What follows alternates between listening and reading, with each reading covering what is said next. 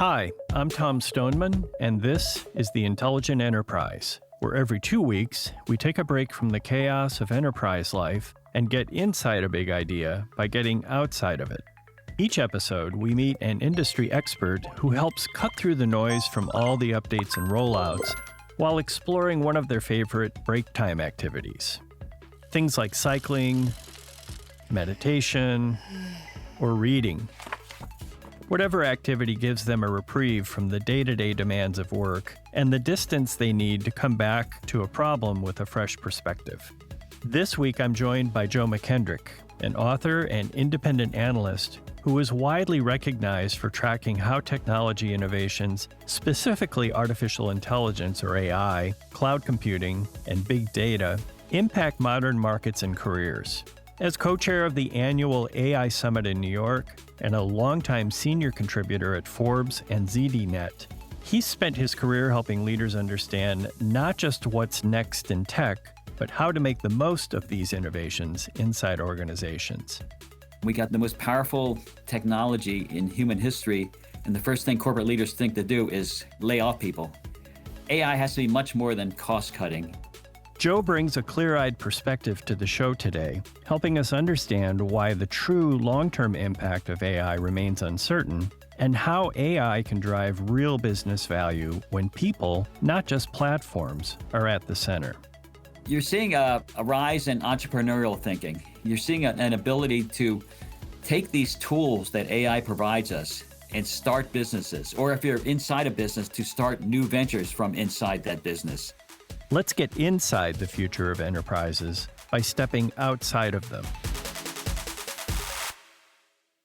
I think, we both agreed that there's so much negativity out there. I think I saw some survey that only 26% of people view AI in a positive light. There's so much gloom and doom about people losing their jobs or it's going to take over the world, and then Terminator becomes valid again, and all that. So I want to see if we can kind of shift from in the future existential risk and tangible disruptions and see if we could talk a little more about the positive side. So I thought I'd just keep that just wide open and see what your thoughts are on the good side of AI, what you see coming that's positive. Well, going back to the negativity, especially when it comes to careers, we've been inundated by industry leaders who really should know better than to talk about that. But we've been inundated by talk of, within 12 to 18 months, all white-collar professions are going to be wiped out. AI is going to do everything better. And that's not reasonable. AI may do a lot of things better. It's very effective at performing tasks, but you're not going to see a wholesale job wipeout anytime soon. And, there's been fears of what technology could impose upon the world for decades now. Back in the 1980s, with the advent of into the office, word processing was coming into play and so forth. It's hard to predict the future, and Tom Davenport in a recent article in Harvard Business Review talked about that as well. He looked at predictions about the impact of AI since, 2018, what people were saying, jobs being wiped out and so forth. And none of them have come true. He looked at what was predicted back then, what's happening now, and we haven't seen those dire consequences. And I think what's going on is you're seeing a rise in entrepreneurial thinking. You're seeing an ability to take these tools that AI provides us and start businesses, or if you're inside a business, to start new ventures from inside that business. If you're going to start a business, you don't need to hire a staff of IT people and have a staff of accountants or hire lawyers. AI provides the tools, often at very low cost, to start your business. It's not to say you're not going to need lawyers later on. Everybody seems to need lawyers, but to start a business and start up, that's the key. And many people fear for their jobs. And in many cases, those are the 9-to-5 jobs, the standard employment contracts, where you're depending on a company to steer your fate. And that company could lay you off, because it feels, rightly or wrongly, that AI could do a lot of your job. But if you can harness AI resources and build a business, again, you could be inside a company already and build a new type of business with these tools that are available now. You've got an advantage. And I think that's where the future is very bright. It's funny you mentioned Tom Davenport. I read your article where you were talking about Tom Davenport, and in there you described where he mentions disruptions, right? Specifically shipping containers, and how that totally disrupted the dock workers, and they all thought, "Oh man, we're all going to lose our jobs." And to some extent, there was a chasm where they did, right? Yeah. And it took a little while, but then eventually shipping logistics became a much bigger thing, right? So now they have a bigger pool of workers, and you can ship more products, and it became the thing. And so I think it feels to me that's kind of where we're at. We're at the beginning of that chasm. Exactly. And they've called it the first order transformation, where you see AI replacing tasks, maybe replacing jobs. Oh God, this is the future. This is going to continue as it is. But what we can't see, the second order transformation or the third order transformation, what we can't see is what's going to happen down the road, how the economy is going to change because of AI and the resources it provides us. Just as with the shipping containers, as you said, the automating the activity at the docks, it did result in pain for dock workers, but then it built a whole new industry behind it. The containers, they can plop them to trucks and trains and immediately ship to where they need to go. It changed the whole logistics scenario for the way we ship goods and added intelligence too. Now, I did read something too about you. I think you did an article with Andy Thurai back in 2022. And the title was AI Isn't Ready to Make Unsupervised Decisions. So you mentioned that AI really didn't have empathy or the ability to think of the big picture. So I wanted to just ask your opinion now, after all these years, 3 years, which is like 30 years now. Do you think AI has progressed enough to maybe be on its own a little? Yeah, a little bit on its own. My co-author, Andy Thurai, he's very much a big advocate of AI and all the things AI can do for you, do for the world. But he points out that, we're talking about machines, machine logic, calculations based on predictions. There's no empathy. AI doesn't really think, AI just bases its output on predictions, but it's never going to have empathy. It's never going to be able to provide the human touch that is always necessary. And while there are people that claim that you can have I just heard this expression, a zero human business. I think it's some of the crypto outfits that are pushing that. But you're always going to need a human to guide AI because AI on its own doesn't know what a market wants. It doesn't know what kind of need is out there in society and formulate a business. It's just never going to happen that way. I had lunch a few months ago with Lawrence Schiller, the photographer and producer and writer. He's going strong at 88, and he wrote the Executioner song. He co-wrote that with Norman Mailer, talking about a guy who was executed in Utah and his background. He went out and spent months interviewing people, chasing these people down, getting interviews with them, getting their perspective.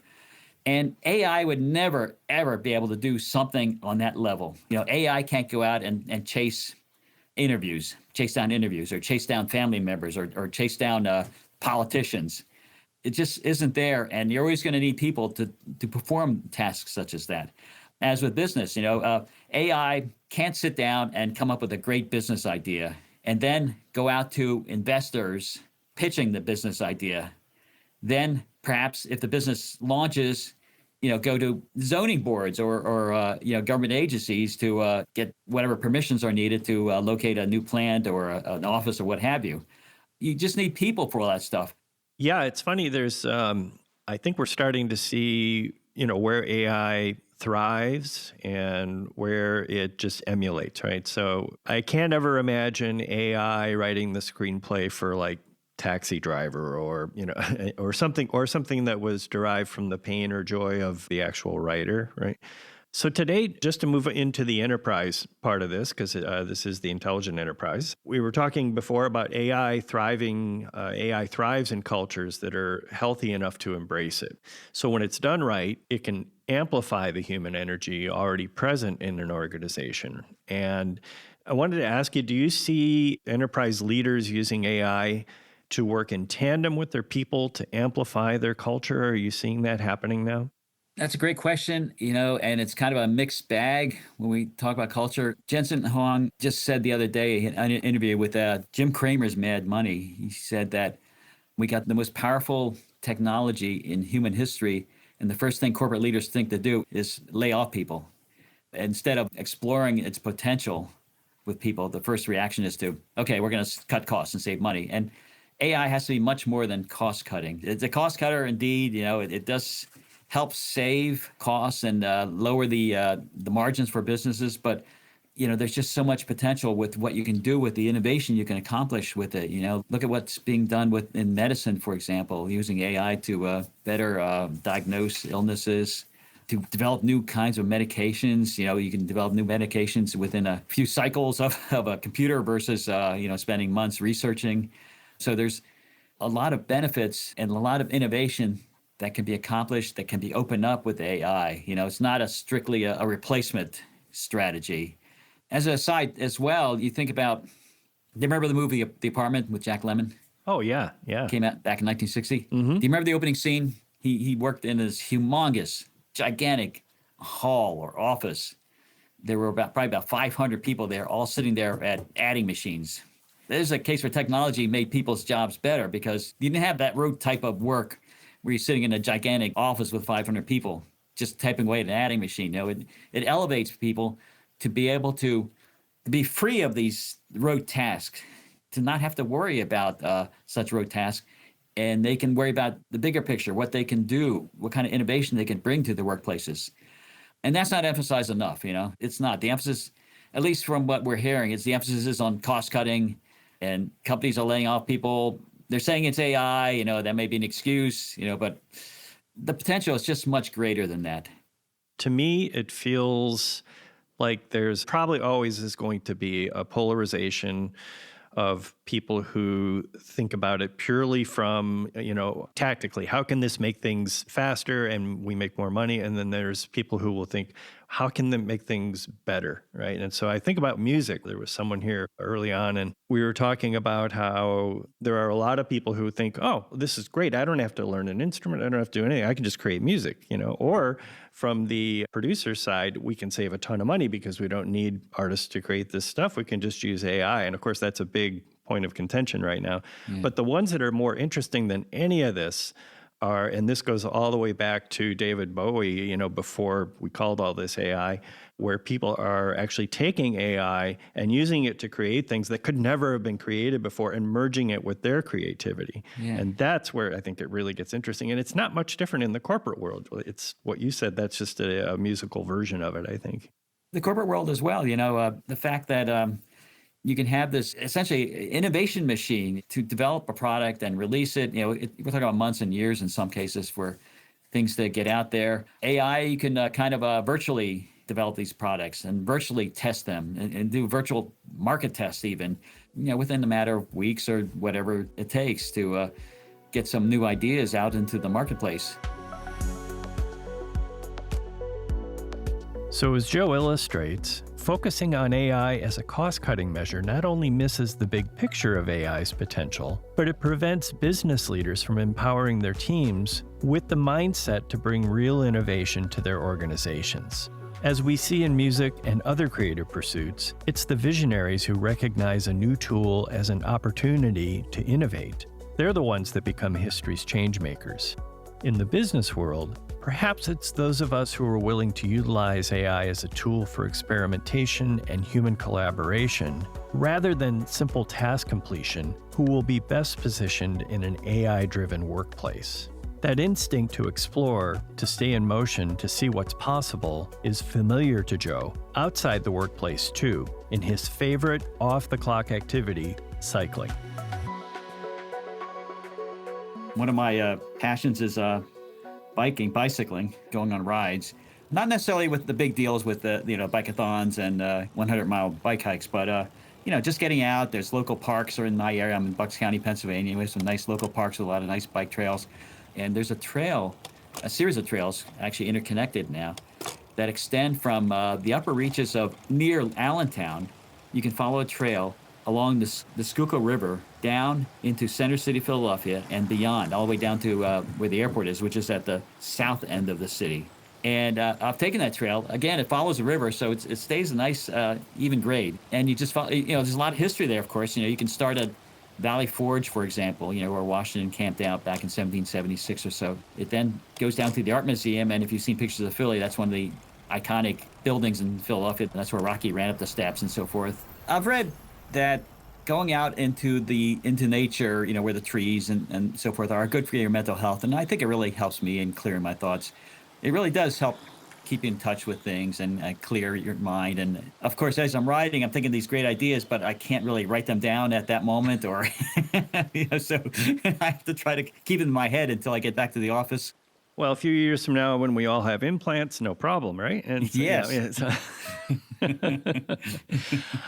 I grew up in northern Michigan, and I remember how excited I was when I got my first. This is going back to the 70s, so 10-speed was a big deal, and so I got my first 10-speed, and that was exciting. But I just kicked myself because it's gorgeous up there. I mean, it's just absolutely beautiful. We live next to Higgins Lake, But what's really sad is the only thing I could think about after I got that bike was, gosh, I can't wait till I get a car. Now I'm like, I'd do anything to get back there. And I know. When back when I was a teenager, it's like, I'm sick of riding a bike. I finally can drive now. I'm free. I can drive now. And, just like in my adulthood, I'm like, oh, I can ride a bike now to my office with these trails. I'm free now. I don't have to drive a car. Right. All right. Well, we'll go from the past and now let's jump into the future. So we all know AI, it's evolving at an incredible pace. Instead of a 3 to 5 year outlook now, most leaders are looking at 6 months to a year because it's just, in fact, it's almost every day now. Yeah. So I want to ask you, if AI gets culture and the progression right, in your crystal ball, what's the best case headline you think you'll be writing in maybe 6 months to 1 year? AI adoption still lags.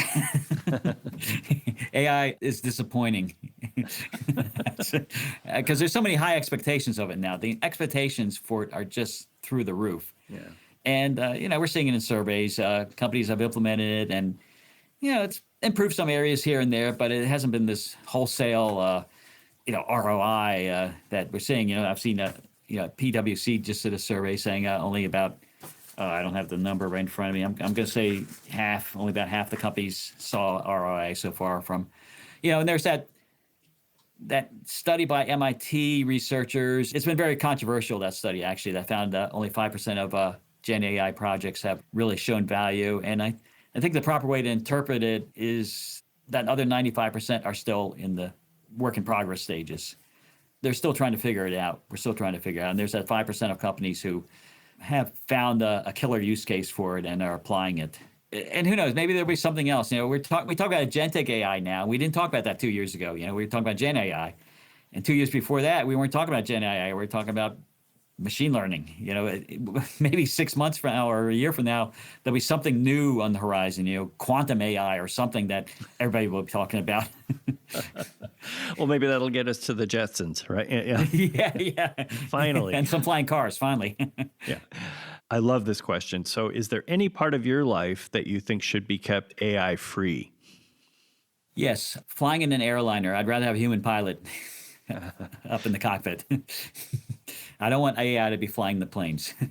And other touch points as well, customer touch points. Going back to airlines, it's nice to have a human there who could kind of help you through with things if you can't make a connection or something like that. I have to admit, they're doing a pretty good job of now making the connection for you, and AI is doing that for you. But it's always good to have a human to help out as well. And healthcare too, I'd rather deal with a human for healthcare issues, who can explain things, not an AI telling you what's wrong with you, So that's another area where you still need the human touch. It's good to have the human touch. It's interesting. I watch, just for my own entertainment, there's these airline pilots. They discuss different things, but they all discuss the need to have a pilot up there who can see the big picture. Same thing as before, right? They know there's people back there, or there's a person next to them if it's cargo, and or people on the ground. It's always good to have a Sully up there, Sullenberger. I'm with you on that. You want him up there. That's right. Yeah. Make that decision the right way, right? Yeah. All right, Joe, last thing here I wanted to ask, and this is more of a kind of putting you on the spot to invent an iPhone here in 1 minute. Can you imagine something that AI will be able to do that has never been done before, either now or in the near future? Well, I like to imagine a lawnmower, an AI-powered lawnmower. There are remote robotic lawnmowers, that are programmed to turn away when they hit an obstacle. But an AI lawnmower that knows where everything is in your yard, where a pile of wood might be laying or whatever, and work its way around that and remember that it's there. We're close to that, I guess, in some ways, with the Roomba-type lawnmower, whatever they call those things. So that would be beautiful. But what about the cleaning, right? Because that's the part everybody hates, right? Can it do that? I mean, I'm sure it can. Yeah. I love that expression someone came out with about a year ago. I'd rather have AI doing my laundry and my cleaning and let me do the creative work versus the other way around. Yeah, the way I see things is I hope it's just in the background in the future and it's just part of day-to-day life. And it just we're just used to it and it does everything better, Yeah, exactly. Well, Joe, thank you for being on the show. You're busy, you're out there doing a lot of stuff, and we really, really appreciate your taking the time to do this. Oh, happy to do it, Tom. Thanks again for having me on. This is wonderful.